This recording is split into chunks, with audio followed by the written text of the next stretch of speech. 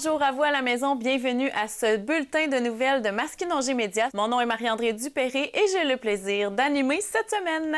Voici tout d'abord un entretien de Luc Duchesne par rapport à l'auberge Mandala.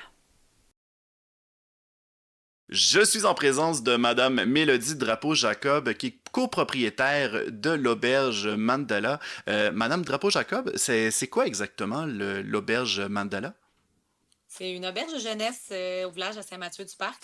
Puis sur place aussi, on a des restaurants avec des menus différents. Puis c'est principalement estival. OK, puis je vois aussi que vous êtes copropriétaire avec votre propre frère. Comment ça a commencé cette belle aventure-là? C'était une histoire de famille. On faisait de l'hébergement pour les touristes à Saint-Mathieu, pour la clientèle européenne. Puis ensuite, le besoin pour la restauration était là. Donc, d'année en année, on a ajouté à l'offre différents concepts. On a évolué, on a agrandi. Puis, principalement depuis 2020, là, on a le snack bar et la pizzeria. Donc, c'est rendu toute une offre qui se complète une après l'autre, là. Et j'imagine qu'au fur et à mesure que vous avancez à travers les années, vous avez de nouvelles spécialités. On commence à vous reconnaître de plus en plus. Admettons quelqu'un qui n'a jamais visité votre auberge. Comment pourriez-vous décrire votre propre spécialité? En termes d'hébergement, ben, c'est un concept plutôt simple, mais toujours axé sur le confort, puis le côté convivial dans la rencontre chez les gens.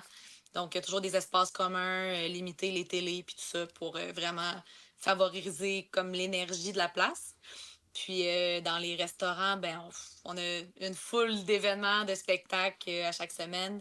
On a une spécialité taco, on a une spécialité végé quand même aussi. On a un four italien, donc des bonnes pizzas italiennes. Donc, il y a vraiment un peu de tout, là, mais ça se complète. Ah, ben c'est fantastique. Oui. J'ai vu que en mai dernier, vous avez fait partie des finalistes pour le gala des lauriers de la gastronomie. Pour les gens qui connaissent pas vraiment le concept, est-ce que vous pourriez un petit peu nous expliquer en quoi consiste ce concours-là? C'est des prix remis à travers toute la province du Québec. Donc, dans différentes catégories, autant production, artisan que restauration, mixologue. Donc, c'est très varié. Mais tout ce qui touche dans le domaine, dans le fond, de la restauration au Québec. Donc, c'est très gros. Puis là, c'est la deuxième année qu'on est finaliste comme cantine de l'année, qui est Mhm. comme une nouvelle catégorie qu'ils ont ajoutée. Donc, pour nous, c'est super de pouvoir être reconnu de cette façon-là.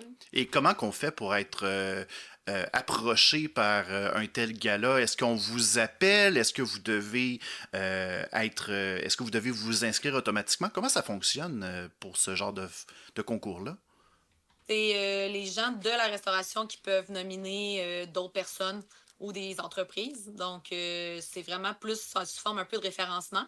Puis ensuite, il y a des noms qui sont mis de l'avant. Puis là, ensuite, il faut voter. Donc, c'est fait en deux étapes. OK. Puis là, c'est sûr et certain que là, le gala est passé. Malheureusement, vous n'avez pas gagné, mais de ce que vous m'avez raconté hors d'onde, il y a eu tous les fans de l'auberge Mandela qui ont lâché un cri du cœur. Est-ce que vous avez quelques anecdotes à nous raconter par rapport à ça? Oui, mais en fait, on était là pour le snack bar chez Mélo. Mhm. Puis aussi, à la base, on allait au Laurier pour encourager nos amis de l'auberge Saint-Mathieu. Donc, c'est comme devenu un peu une tradition. Mais là, d'être finaliste, c'est autre chose, là, complètement. Puis, dès qu'ils ont nommé notre nom, en fait, donc ils nomment tous les finalistes.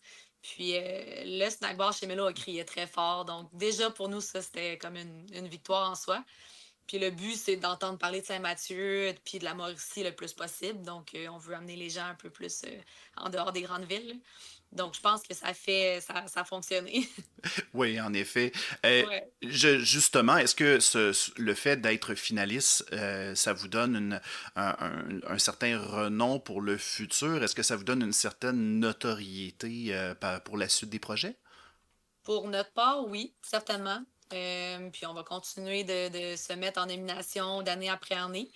On veut prouver qu'on est une cantine qui est gastronomique à sa façon, puis qui est originale, puis qui est différente, dans le fond, qui a un menu qui dépasse un peu ce qu'on connaît des casse-croûtes. Donc, on va continuer dans cet objectif-là, c'est sûr. Parfait. Je vois que tu sais, vous avez mentionné que vous étiez principalement dans le domaine, ben, vous êtes tourné principalement dans le domaine du casse-croûte. Euh, J'imagine que c'est pour aller chercher une clientèle plus précise ou peut-être d'expansionner votre clientèle.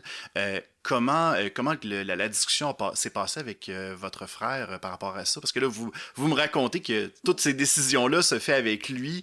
Est-ce qu'il y a eu, ben, je m'en allais dire, une bulle qui a pogné, puis automatiquement, on y va avec ce défi-là? Ou bien c'était quelque chose qui était déjà prévu depuis un bon bout, que c'était une étape à venir qui était évidente dans un futur proche? Ça a été quand même un coup de tête. Dans le fond, avec le bistrot qui était là depuis des années, c'était beaucoup de la bouffe plus santé, des salades, un peu plus dans cette optique-là, avec une toute petite cuisine pas trop équipée.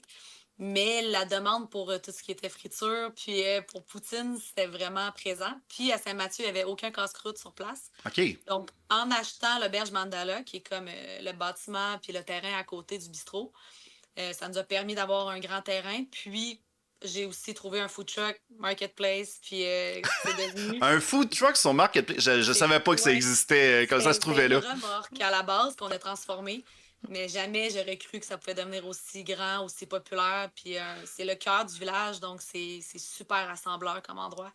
Donc, coup de tête, mais aussi pour agrandir l'offre qu'on avait déjà là, en restauration. Et avec un food truck, j'imagine que ça vous permet aussi d'aller faire des événements en plus. Tu sais, ça vous empêche pas tu sais, de rester local. Vous pouvez aussi vous promener en même temps. Ou bien c'est pas du tout dans vos projets, là.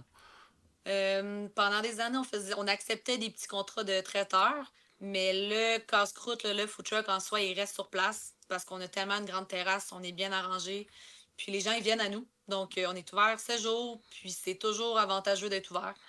Donc, le food truck reste sur place, mais je refuse des offres à toutes les semaines, là, par À toutes courriel. les semaines, OK, ouais, la demande est Ouais. vraiment là.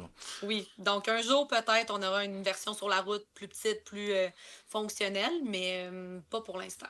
OK. Ben, c'est sûr et certain que vous misez sur les priorités de votre entreprise, puis ça, c'est totalement Oui. louable. Merci beaucoup de répondre. Euh, Admettons, quelqu'un veut aller à l'auberge Mandela, il veut essayer votre spécialité et vous devez donner votre meilleur plat. Quel plat proposez-vous à cette personne-là? C'est très dur à dire. C'est compliqué parce que je le sais que les goûts sont très suggestifs. Mais taco de porc effiloché, c'est tout fait du maison, donc je crois que c'est un incontournable pour certainement. Mm. Ben, Madame Drapeau-Jacob, ça a été un grand plaisir de jaser avec vous. Si jamais on a d'autres questions à vous poser ou bien si jamais on souhaite peut-être réserver une table ou quoi que ce soit, où est-ce qu'on peut vous contacter votre service? On est partout sur les réseaux sociaux. On a un site web aussi très complet avec les menus à jour. On prend aucune réservation.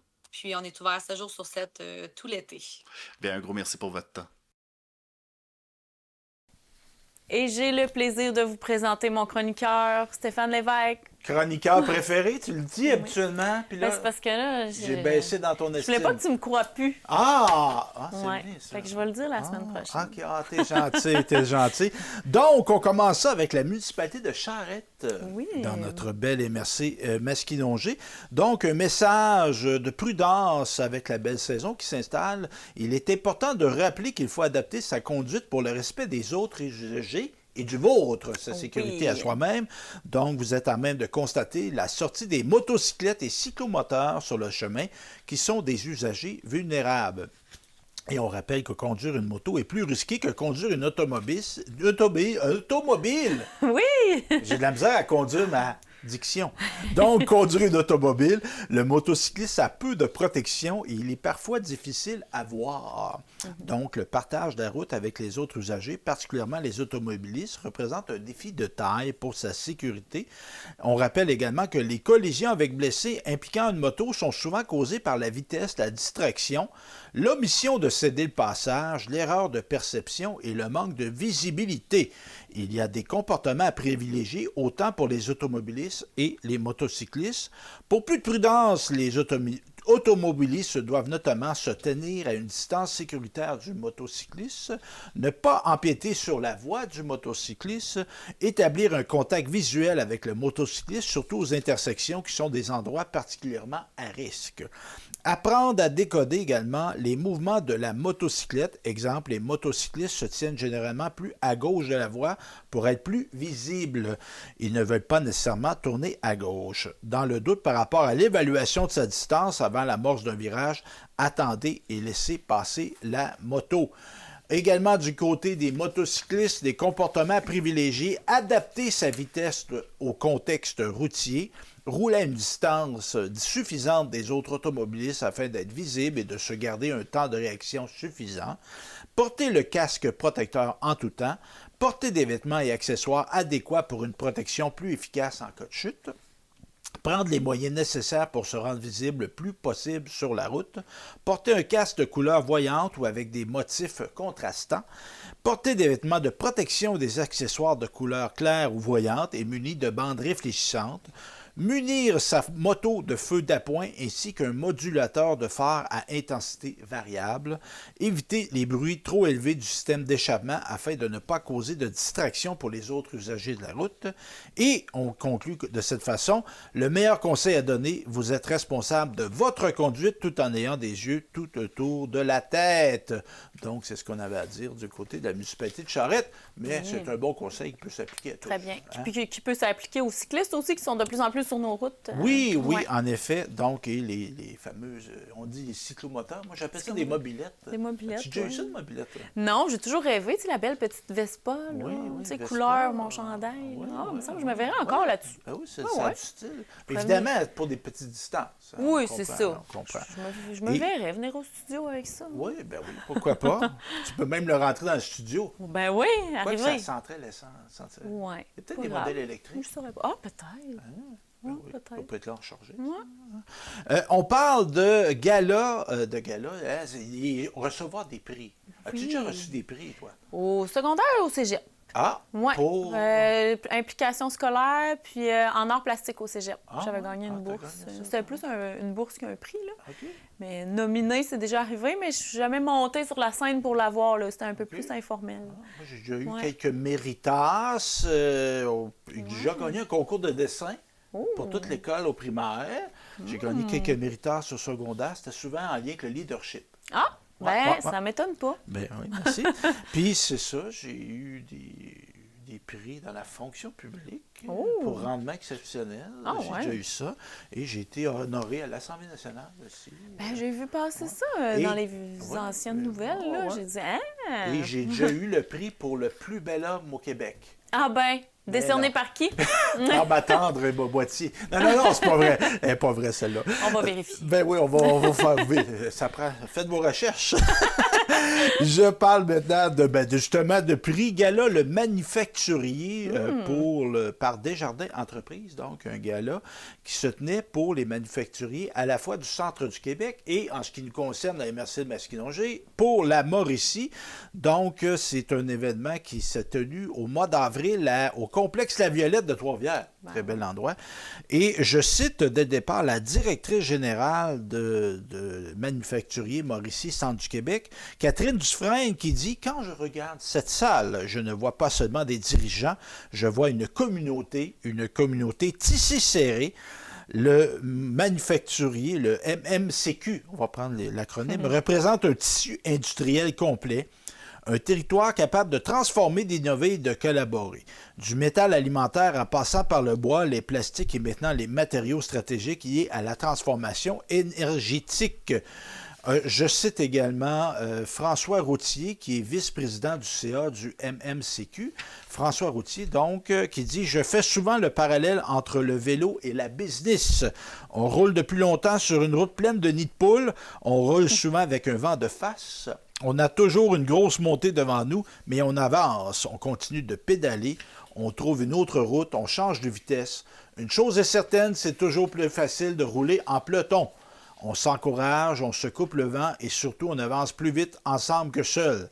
C'est exactement ça, les MMCQ. un grand peloton de gens solides, de fonceurs qui continuent d'avancer, peu importe les conditions.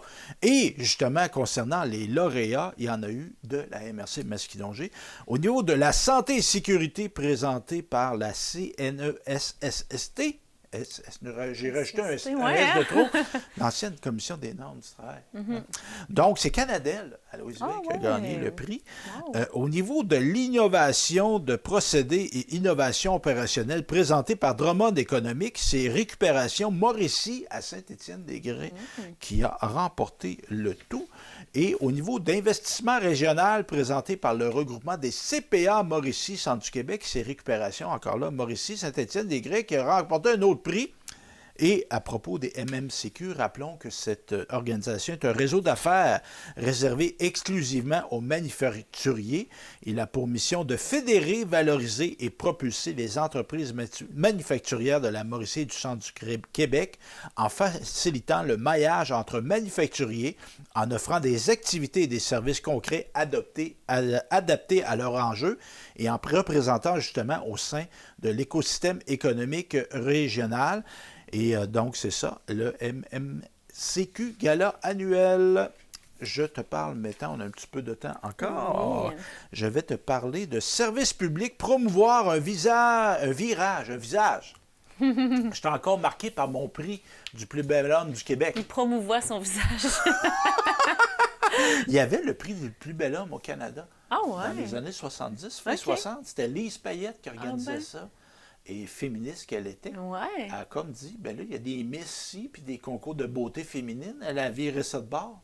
Ah ben. Je vais en faire un pour qu'on, nous autres, les femmes, on dise que les hommes sont beaux. Ben, écoute donc, Ben c'était-tu un peu bodybuilding, là? tout Non, ça, ou non, vraiment c'était des hommes beauté, connus. là? Oui, des hommes connus. OK.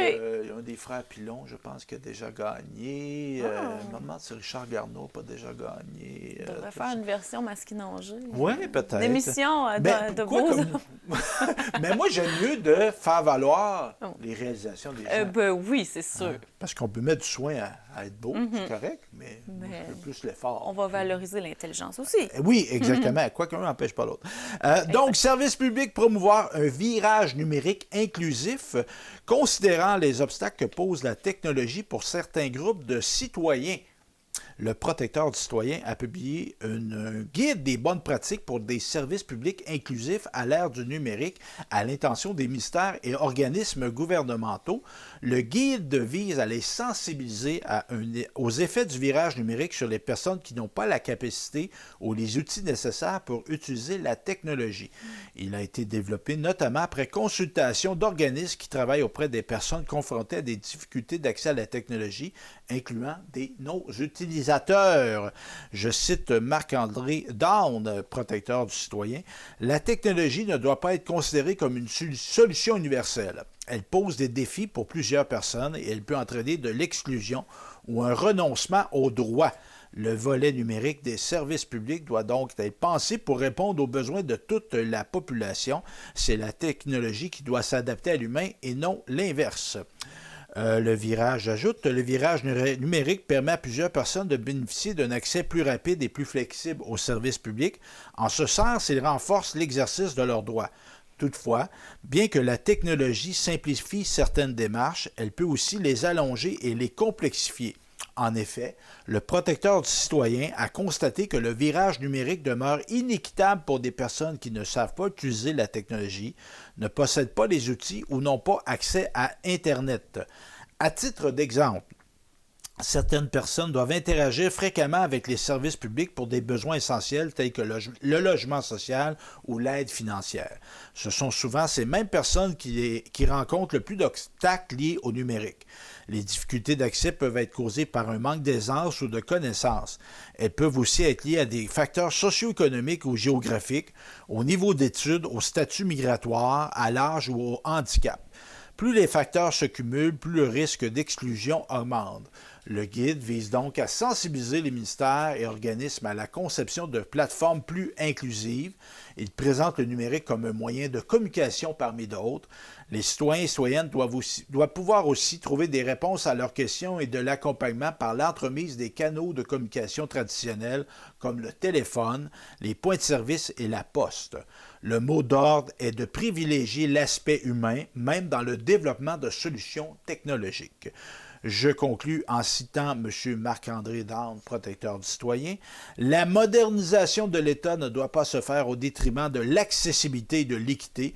Elle doit au contraire renforcer la capacité de toutes les personnes à comprendre leurs droits et à les exercer. Un virage numérique réussi est une transformation qui demeure humaine, accessible et attentive aux réalités de l'ensemble de la population. Et on peut justement le consulter, ce guide de bonne pratique. On vise évidemment les ministères et les organismes, mais j'ai le goût de lancer l'invitation aux municipalités, à tous les gens qui offrent des services. Ça serait peut-être intéressant de trouver des bonnes idées. Donc, on peut aller sur le site web protecteurducitoyen.qc.ca. Très bien qu'on pense à tout ça. Oui, et là, on parle de, toujours au niveau, on est dans le numérique, oui. Le Québec se dote d'une vision forte pour sa souveraineté numérique, c'est ce qu'a annoncé le gouvernement du Québec il y a quelques temps, donc une initiative dans un contexte mondial marqué par une transformation numérique accélérée, une dépendance croissante envers des fournisseurs technologiques étrangers. Le Québec pose un jalon déterminant pour exercer un contrôle accru sur ses infrastructures, ses données, ses logiciels et ses capacités d'innovation. Donc, on souhaite accroître la souveraineté numérique du Québec, entre autres avec des orientations qui guideront l'action de l'État afin d'assurer une sécurité, une autonomie et une résilience accrue dans un environnement numérique de plus en plus stratégique. Ces orientations incluent notamment première, une grande place à l'hébergement des données au Québec, notamment par le nuage gouvernemental du Québec, NGQ, un acronyme à retenir, et les centres de traitement informatique situés en sol québécois ou canadien, assurant que le Québec ait le plein contrôle des données sensibles des Québécoises et des Québécois. La création de centres de données souverains tirant avantage des atouts stratégiques du Québec, dont son électricité propre et abondante, son expertise en intelligence artificielle et son écosystème technologique en croissance. Troisième point, la promotion accrue du logiciel libre et du développement de solutions sur mesure afin de réduire la dépendance technologique et renforcer l'autonomie de l'écosystème numérique. Quatrième point, le renforcement du développement applicatif sur une infrastructure technologique partagée et souveraine pour maximiser la cohérence, la sécurité et l'efficacité du développement des solutions numériques au sein de l'administration publique. Et cinquième point, l'inspiration de meilleures pratiques internationales en matière de gouvernance numérique et de cybersécurité, tout en tenant compte des besoins propres au Québec. Et on veut aussi, je dirais, souhaiter l'utilisation stratégique des mécaniques contractuelles en vigueur afin de favoriser les solutions alignées aux intérêts du Québec et de renforcer une saine compétitivité. Tu l'as bien eu. Ben oui, merci. Le développement d'une expertise numérique québécoise forte, notamment par des investissements en formation, en innovation et en partenariat avec l'industrie, et la protection des investissements majeurs en technologie de l'information, y compris ceux provenant d'entreprises étrangères contribuant à l'économie du Québec et qui emploient des Québécoises et des Canadiens. On parle d'une mise en œuvre qui sera progressive et disons que cette annonce constitue la mise en application de nouvelles dispositions introduites par la sanction en octobre 2025 de la loi concernant l'identité numérique nationale et modifiant d'autres dispositions.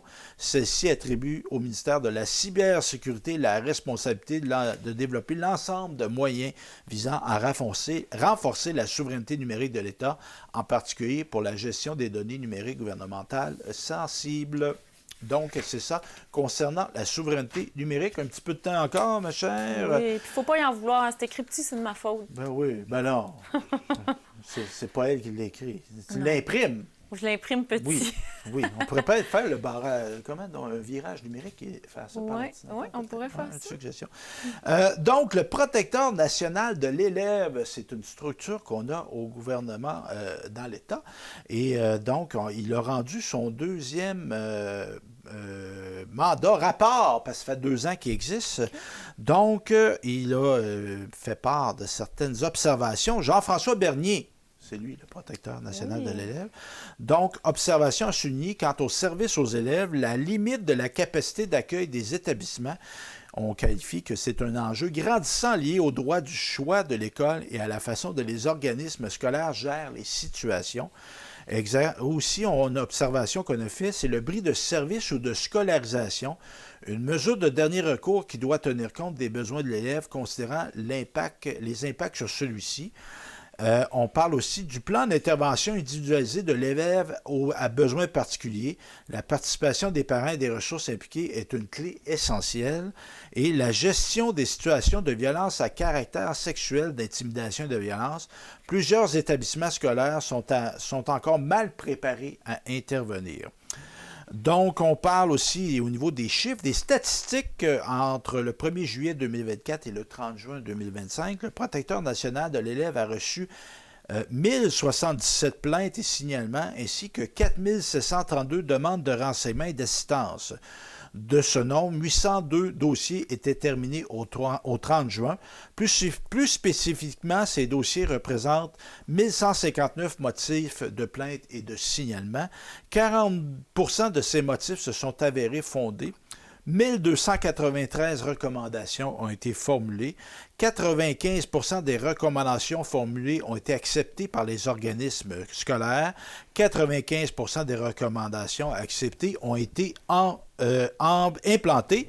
On rappelle que l'ombudsman, le protecteur de l'élève, est un ombudsman de l'Éducation au Québec. À ce titre, il agit de manière totalement indépendante des organismes et il est régi par la loi sur le protecteur national de l'élève, ma chère.